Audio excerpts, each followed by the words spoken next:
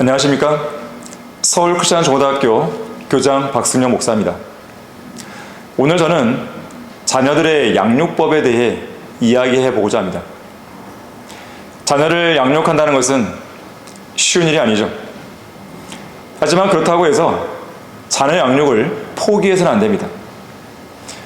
여러분이 부모라고 한다면 반드시 자녀 양육에 대한 책임을 또 의무감을 당위성을 갖고 살아야 되는 것입니다. 여러분에게 자녀 양육에 관해서 도움을 드리기 위해 한 사람을 소개하고자 합니다. 이 사람은 믿음의 유산을 잘 물려준 어머니인데 바로 요한 웨슬리의 모친 수산나입니다. 수산나는 무려 19명의 자녀를 신실하게 잘 양육했습니다. 실로 귀감이 되는 어머니였던 것이죠. 수산나가 자녀들을 교육하면서 세운 원칙과 방법 14가지가 있는데 그 14가지를 오늘 여러분들에게 이야기하고자 합니다. 첫 번째, 항상 정해진 규칙에 따라 생활하도록 했습니다. 자녀들에게 마땅히 지키고 따라야 할 올바른 규칙, 올바른 습관을 몸에 배도록 해주는 것이 매우 중요합니다. 두 번째, 자녀들이 3살 될 무렵부터는 회초리죠. 매가 무섭다는 것을 알게 해서 나쁜 짓이나 잘못을 저지르지 않도록 했습니다. 누군가가 말하기를 자녀들에게 매를 대지 않으면 자녀들이 커서 당신에게 매를 댈 것이라고 했습니다.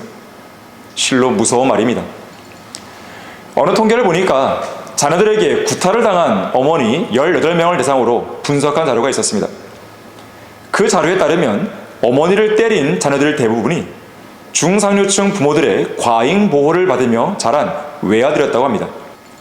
더욱 심각한 것은 그들 중 7명은 자신의 구타 행위를 오히려 정당행위라고 생각했다는 것입니다. 자녀들을 불행하게 만드는 가장 확실한 방법이 무엇인지 아십니까?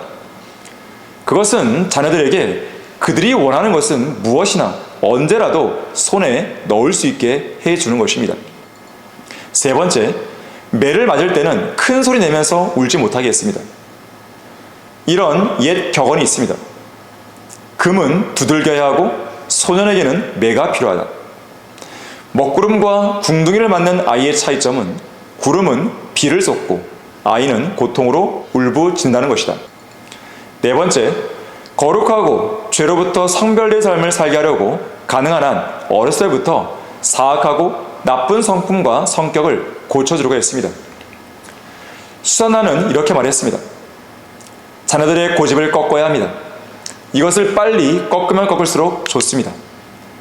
자녀들에게 지나치게 친절하고 그들을 제멋대로 하게 내버려두는 부모는 사실상 잔인한 사람들입니다. 이런 부모는 타파되어야 할 악습을 자녀들 안에 길러주고 있는 것입니다. 그리고 자녀들을 제멋대로 하게 내버려두는 부모는 마귀애를 하는 사람들이며 신앙을 무의미하게 만들고 구원받는 것을 불가능하게 만들며 자녀들의 혼과 육신을 멸망하게 만드는 사람들입니다. 다섯 번째, 말을 배우게 되었을 무렵에는 곧바로 성경 구절을 외우게 했고 기도하는 방법도 가르쳐서 잠잘 때와 깰 때 기도하게 했습니다. 여섯째, 주일 예배에 빠짐없이 참석하도록 가르쳤습니다. 일곱째, 일찍 자고 일찍 일어나게 했으며 약속은 반드시 지키게 했습니다. 여덟째, 언제 어디서든지 상대를 공경하는 말을 쓰게 했고 속된 말을 못하도록 했는데 심지어 집안에서 일하는 하녀들에게까지 공경하는 말을 하게 했습니다. 또한 잘못한 언행에 대해서는 결코 그냥 지나치지 않았습니다. 잘못한 언행에 대해서는 그것이 몇 번이든지 계속 권면하고 바로잡아 주었다고 합니다. 여러분은 같은 말을 20번 이상 하면서 자녀를 교육시키는 것에 대해 생각해 본 적이 있습니까? 그것이 힘들다는 것을 알면서도 인내심을 가지고 차분하게 해나가면서 자녀들을 양육시키는 어머니가 바로 수산나였습니다. 한 번은 남편이 그녀에게 이렇게 말했습니다. 당신의 인내심은 정말이지 놀라워. 아니, 똑같은 말을 어떻게 20시간 하는 인내심 속에서 아이들을 교육시키지? 나 같으면 말이야, 지겨워서라도 포기할 텐데 말이야. 그러자 수산나는 미소를 지으며 이렇게 대답했다고 합니다.